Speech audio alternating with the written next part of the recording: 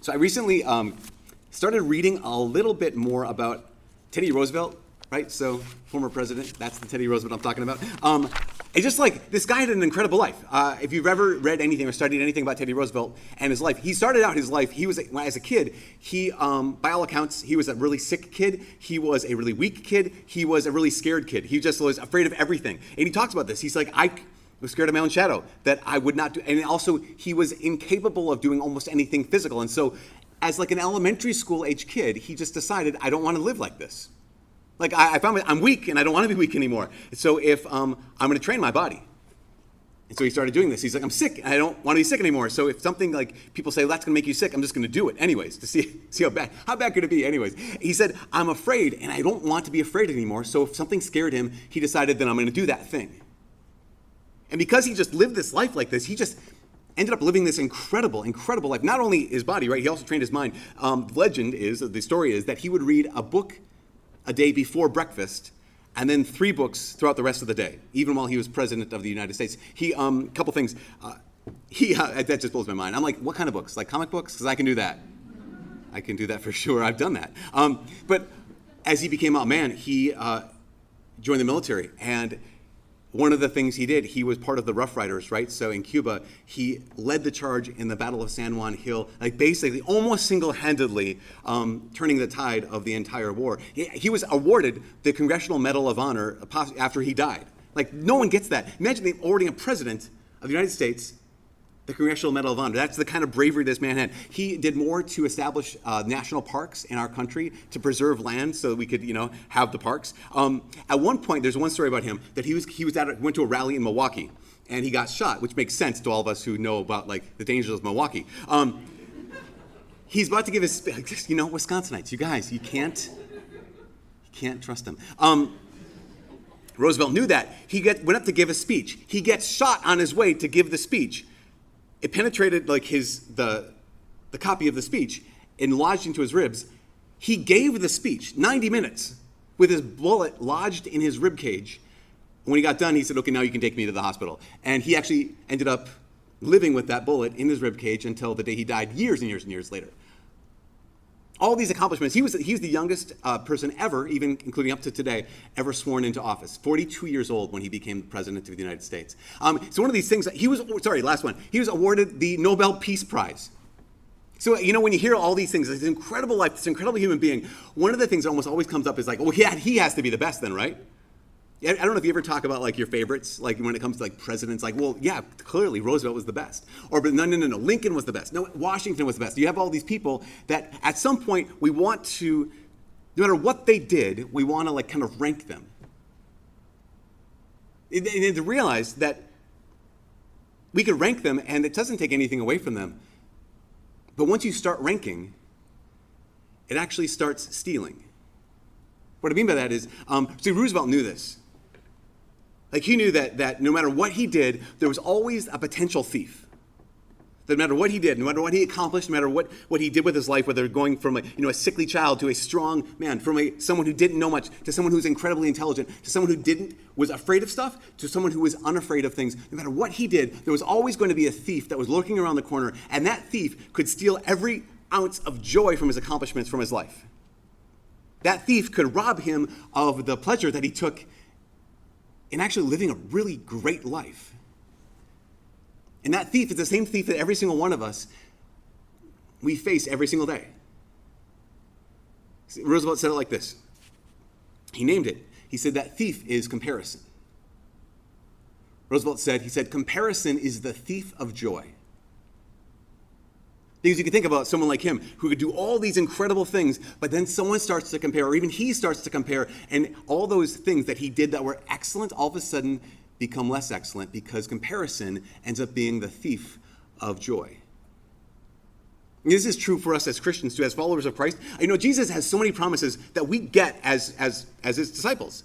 He promises peace and he promises gentleness. He promises that we get patience. He promises that we grow in humility. One of the things Jesus promises is that he actually promises us joy. And so here's the big question is, wait a second, if Jesus promises us joy, why are so few of us filled with joy?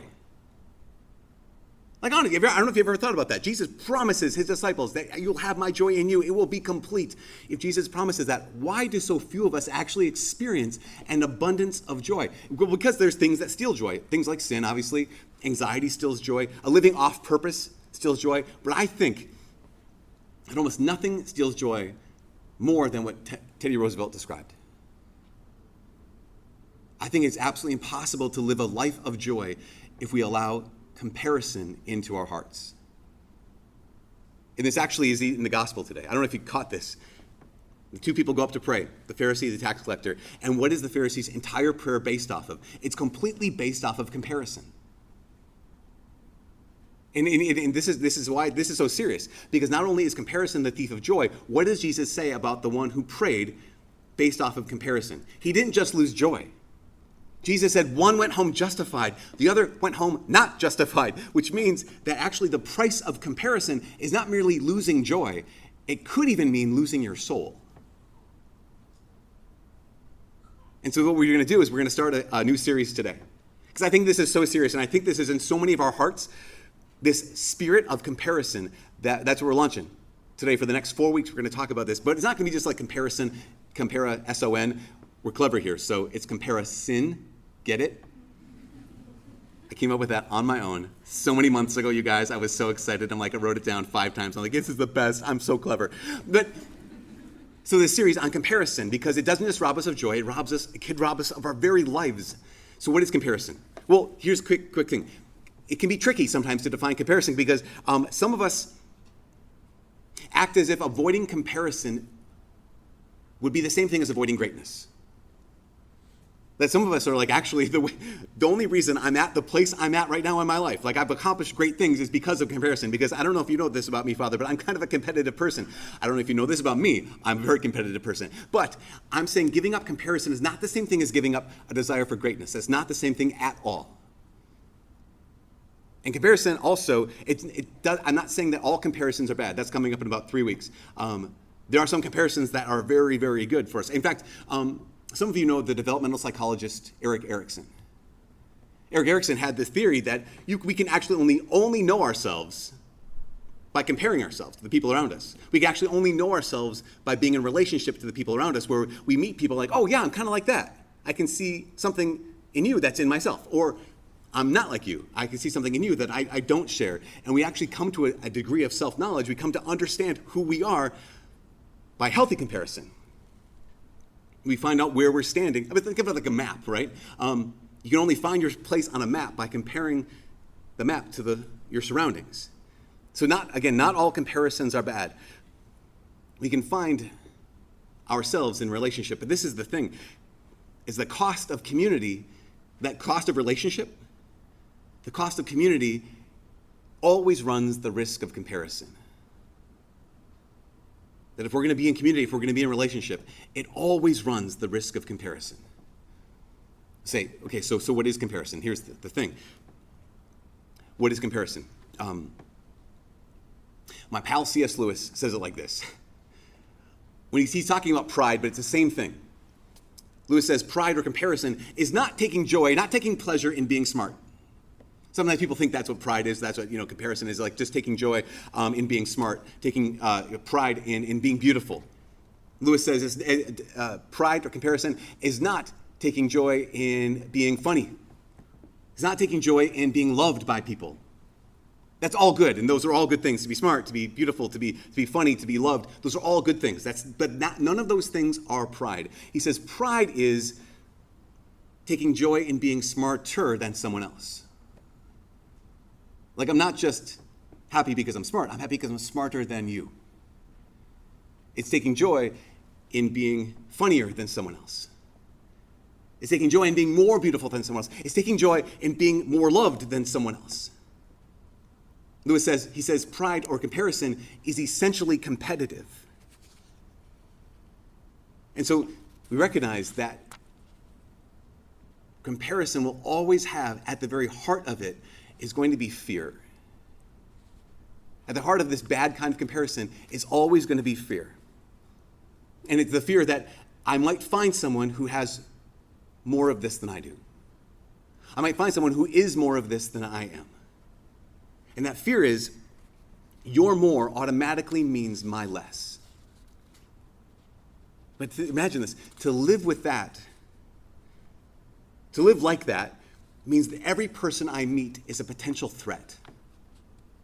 Like, if we let that comparison to live inside of us, and we allow it to take up residence, that means that every single person we meet is a potential threat, because you might actually be funnier than I am. You might be more beautiful than I am. You might be more of whatever it is I want to be, whatever it is I see myself as being, and every single person is a potential threat. But it gets even worse than that, because it's not just about actually, if we realize, not everyone is a potential threat. Now, but obviously we have media and we have social media, and there's some comparison things that happen, like where you go, scroll through Instagram, and you're like, well, I don't do that, and you just jumped off a building, and that was amazing, and you flew away on a little wingsuit. Ever seen those? It's amazing, you guys. Anyways, but it's not that. It's not necessarily comparing ourselves to celebrities. Guys, my guess is, gentlemen, my guess is you don't wake up and go like, oh man, Ryan Reynolds is so handsome. I hate that guy. We don't necessarily compare ourselves to people, or ladies, you're probably not like, oh, Scarlett Johansson, I hate her stinking hair. I wish she went bald. We typically don't compare ourselves to those who are far away from us, maybe a little bit. Most often, though, we compare ourselves to those who are closest to us. The kind of comparison that we fall into that can destroy our hearts and wring our hearts are not those people who are far away. They're the ones who are closest. In fact, they can be the ones who are most like us. I would even say it like this. I think sometimes the people we compare ourselves the hardest against are those people that if comparison wasn't there, they might be our best friends. So why does that live in us? And what do you do with it? Well, and here's the thing is, the reason why we're going to do a whole series on it is because I just keep seeing it again and again. I keep seeing it with so many people, and it doesn't matter because it keeps cropping up. It might be like, well, I'm smart, Well, yeah, but now I'm in med school, and now everyone's smart. Well, I work really, really hard. Well, now I'm in my job, and everyone works really, really hard. And I thought that I was the king on campus back home in high school, but now, oh my gosh, everyone here has this. So what do I do with that? In fact, I would even say it happens not just in relationships. It doesn't just happen with school and work. It happens in church. And I've seen it too many times. I've seen it for people who are I sometimes kind of go to Sunday Mass, but I've never been over to the Newman House because that seems I don't know, they seem they're just holier than I am. And so then I end up resenting those people who go to daily Mass. And you invite me to go to daily Mass, but I feel bad about myself because I don't want to go to daily Mass. And it snowballs because this comparison thing I go down. Or even this happens, it's crazy, you guys. There are people who go to daily Mass who end up comparing themselves to people who go to daily Mass and lead a Bible study. Oh, I'm not doing what they're doing. Hate that guy. People who go to daily Mass and lead a Bible study who compare themselves against people who go to daily Mass, lead a Bible study, and are on the leadership team here. It's almost oh my gosh, you guys, stop being buttheads. Honestly, that comes up you guys, oh my gosh, it's been so many years. I've been reflecting on this. I see it again and again. And whenever I see it and someone's like, well, I just hate because someone else is better than me. I'm just stop being a butthead. That is what comes up. And then it kept coming up every single time I saw it. And then something happened a couple weeks ago. Because as I said, I've been working on this, reflecting on this, and saying no, I am so free from comparison. It's ridiculous, you guys. You have no idea how much I don't care what you think. Just kidding. A couple weeks ago, I had to go out of town, and so one of our missionaries has a priest who's a friend who's a priest who came to fill in for me. And his name's Father Zach. Awesome guy. When I met him, I'm just you seem like an awesome guy. And he turned out he was an awesome guy. He just seemed not only a stellar human being, a really good man, also seemed I think you're a really good priest. Turns out he, not only stellar human being, really good man, awesome human being, awesome priest. And of course, people when he showed up, he's 6'4", and wow, Father, he's way taller than you. I'm listen, I'm over that. That is no longer a wound you can hurt me with. I stopped growing at 17. I'm shrinking now. I am fine. I fit okay into airplane seats. Poor Father Zach with his 6'4" frame will never be comfortable on an airplane I will always be comfortable on an airplane. So I'm fine with that. It doesn't hurt me at all. That's not the comparison. Father Zach grows an awesome beard. Listen, I'm working on it. All these things. And I was so grateful. I left and he took care of things and it was awesome. I was so grateful for him. And then I came back to town. And some people were oh my gosh, Father, it was incredible to have Father Zach here. He just brought us so much healing. And I just felt a little, oh. Yeah, and he just gave us, he was so wise, gave us so much wisdom. Like, And he just loved us really, really well. Like, okay, enough. Like, and I realized, oh my gosh, I'm the butthead. The butthead is in me. Because it wasn't something I wanted. I was like, no, I like this guy. I want to rejoice in him. But there's something like, but you're telling me that, wait, he brought you more healing than I was able to bring. He was wiser than I was able to offer. Like, listen, you don't understand. I read books too, not just comic books. That was a joke earlier. But yes, he loves you, but you guys don't understand. I love you so much. Like, it's absolutely true. And I was like, oh my gosh, this is in me. I have this comparison, but it's unchosen comparison. And my first response is, I don't know if you've ever experienced this, your first reflex, when you have that like pain of comparison, you're like, I don't want this. Sometimes what we end up doing is we end up accusing ourselves. We end up like kind of ganging up on ourselves and saying, just stop it, shove it down, suppress it. That doesn't work. So please don't do that. When you have unchosen comparison, here's what you can do. And we're going to talk about chosen comparison in just a second, but when you have unchosen comparison, here's what you can do. Number one, be patient. Like, just be patient with yourself. Like, give yourself grace. No, I could argue with myself and say, Father Mike, you shouldn't be feeling this. Like, but I maybe I should, maybe I shouldn't. I do. You can yell at yourself, don't feel this way. Maybe you should, maybe you shouldn't. The reality is, you do. So be patient with yourself. Give yourself grace and say, that's what I found in my heart, because it's nothing new. I mean, oh my gosh, you guys, go back to the book of Genesis. Book of Genesis chapter 4. The 4th chapter of the very first book of the entire Bible. You have the story, right, of the two sons of Adam and Eve, Cain and Abel. What is the second sin in all of creation? The first sin is Adam and Eve, right? They doubt, they distrust the Father's love for them, so they eat the fruit. The very next sin in the entire Bible is Abel's sacrifice is accepted from God, and Cain's sacrifice is not accepted from God. And so what does Cain do? He ends up resenting his brother. He ends up comparing his self. He ends up comparing the love God has for him and the love God has for his brother. See, if you find that inside yourself, it doesn't do any good to beat yourself up. It's just like, okay, Lord, I'll be patient with myself. This is here. It's so important. Here's what not to do. As I already said, don't do the suppressed thing where you just pretend that it's not there. That will lead you to an explosion later on. Or actually it'll lead you to a certain kind of bitterness that you'll rarely be able to escape if you just suppress it. The next thing is, here's what I would do. My temptation, I just let you know, my temptation is to say, okay, let's see who wins. I mentioned competitive. I'm so sorry. I'm trying to fight that. My temptation is to say, okay, let's see. Let's see who can be the wisest. Let's see who can love. I'll love you so hard. I love you so well. I'll love you until I die. Like that whole sense of like, but here's the thing. I might be competitive and realize, okay, actually upon taking a closer look at this, I'm losing even worse than I thought. They are actually even better than me than I imagined. What do I do then? Or maybe you try and you actually win. You say, I'm going to be better than them. But then what? Every person still remains a potential threat. Or we could take the road of Cain. Here's what Cain does. It says in Genesis chapter 4, God speaks to Cain and he says, Cain greatly resented his brother and he was crestfallen. So the Lord said to Cain, why are you so resentful and crestfallen? If you do well, you can hold your head up. But if not, sin is a demon lurking at your door. His urges toward you, yet you can be his master. So the route of Cain looks like this. It looks like what a lot of us live. We experience that comparison. It just hurts.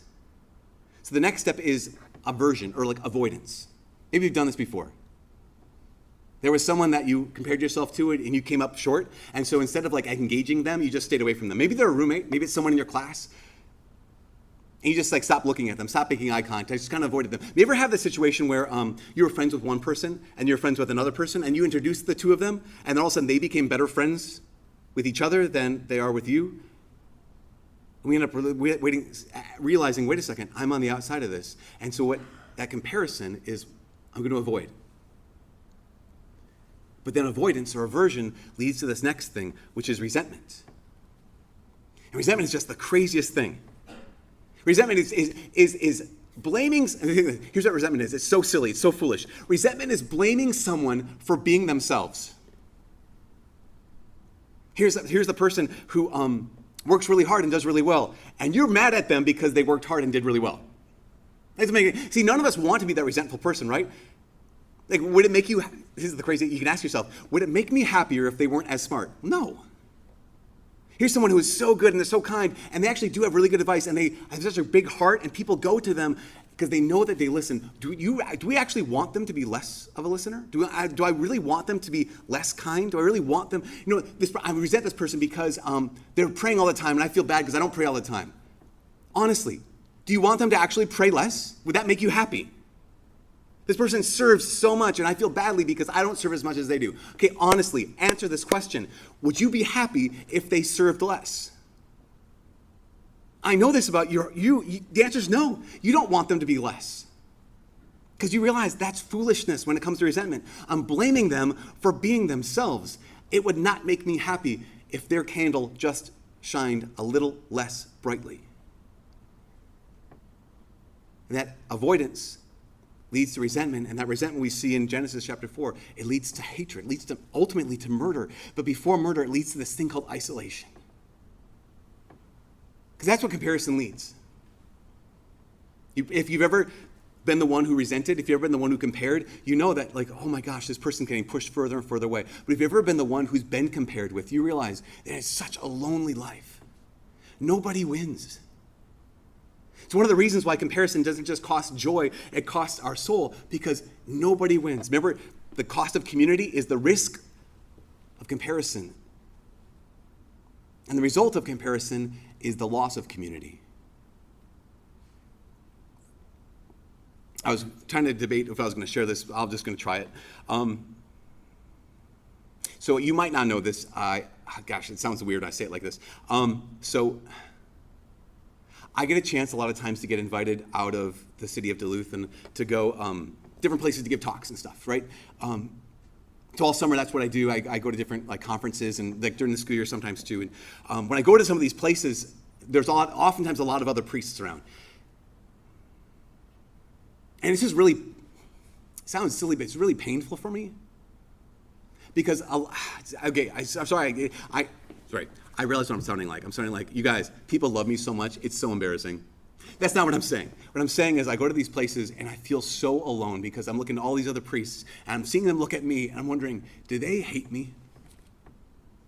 Because people are paying attention to me.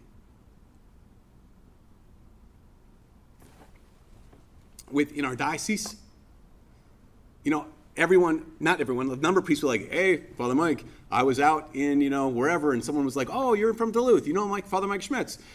And I'm always waiting for them to be like, yes, we know him, he's not that great. And I'm not saying feel sorry for myself, I'm just saying it's just isolating. It's just really easy to feel alone in the midst of comparison, because that's what happens. It doesn't just isolate, when I'm the one comparing, I don't just isolate myself. What happens is I'm taking this person who's just trying to do what they're trying to do. I'm making it so they have no one. So one of the coolest things is in our diocese, whenever the priests say that, like, oh, it's just in Mississippi or it's just in wherever, and they're like, hey, do you know Father Mike Schmitz? And they're like, yes. And they're like, oh my gosh, I love his videos, or like his podcast, all this kind of stuff. All my brothers, all the other priests, every time, they say to me, yeah, I told them, yeah, we're so proud of him. Like, we're so proud that he's from our diocese. And I can't tell you, what that does to my heart. Because my temptation is to feel so alone. But when someone is willing to be vulnerable and say, yeah, he's one of ours. When someone's willing to be vulnerable and actually reach out and say, yeah, we're proud of him. When someone's willing to be vulnerable and say, yeah, he does do a good job when it comes to X, Y, or Z, that's the remedy. This is the last thing. This is the remedy for comparison. It's the remedy for resentment. It's the remedy for aversion. It's the remedy for hatred. It's the remedy for isolation. What is it? Vulnerability. That willingness to actually step out of yourself and make yourself vulnerable, to affirm the person who you are jealous of, to build up the person that you see as a threat, to step into the life and say, actually, the life of someone else and say, I claim you. I will actually, you're not alone. The cost of community is the risk of comparison. And the result of comparison is isolation. But the remedy for that isolation is vulnerability. And real vulnerability creates authentic community.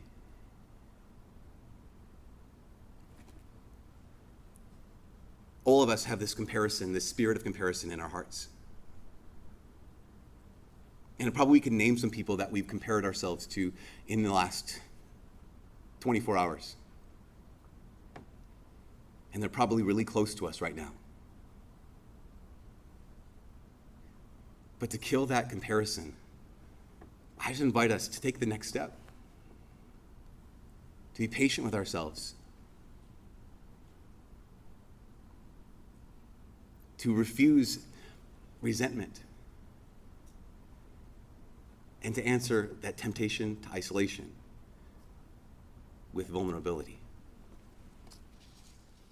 Hi, this is Father Mike. I just wanted to make a quick little note at the end of this homily. I hope that this is a series that will really bless your life. I've been praying about this, as I mentioned during the homily, for a long time, not only for us as individuals and for our community here on campus, but also for the greater community, Catholic community, the greater podcast community.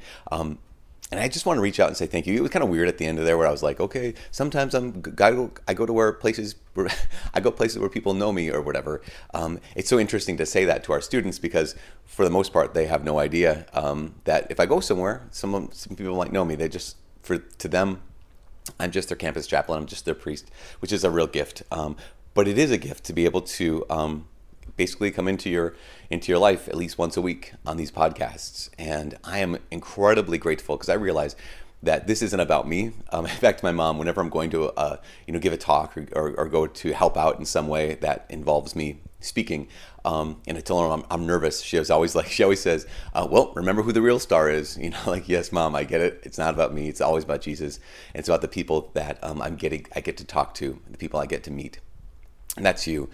So I'm really grateful. Again, I know it's not about me. It is about the Lord, and it's about His church, and it is about you.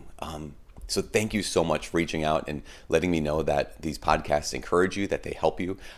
Thank you also for letting me know that you are praying specifically for me, and for my holiness, for my saying yes to the Lord. There's nothing more I want than that.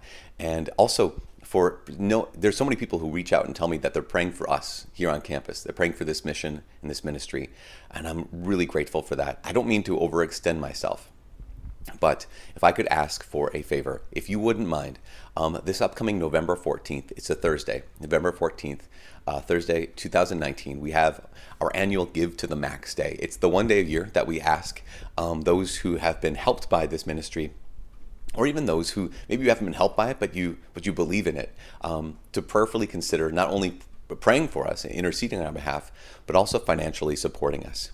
If you are inclined to do that, I can't begin to tell you how helpful it is to us on campus. For the last 3 years or 4 years or so, it has radically transformed the way we can do our ministry, and it's all because of you, people like you who are willing to say, yep, I can donate $25 all the way up to, people have been incredibly generous. So I am incredibly thankful. If you wouldn't mind, anytime between now and November 14th, actually, truth of the matter is you can, anytime during the course of the year, the donate button is always on our website. But hey, be that as it may. Anytime between now and November 14th, if you wouldn't mind, if you pray about it and you just feel drawn by the Lord to support our ministry, just go to bulldogcatholic.org. There's either a donate banner or a donate button, and if you wouldn't mind, it would help so many students. It would help us, and it would help us advance the gospel up here in northern Minnesota. Once again, when it comes down to it, I'm just grateful that I hope that these homilies help you. I'm grateful for your prayers and for your support. And if there is something when it comes to finances that you'd like to share with us so that we can continue this ministry and continue this mission, I am forever grateful. Thank you so much, and God bless.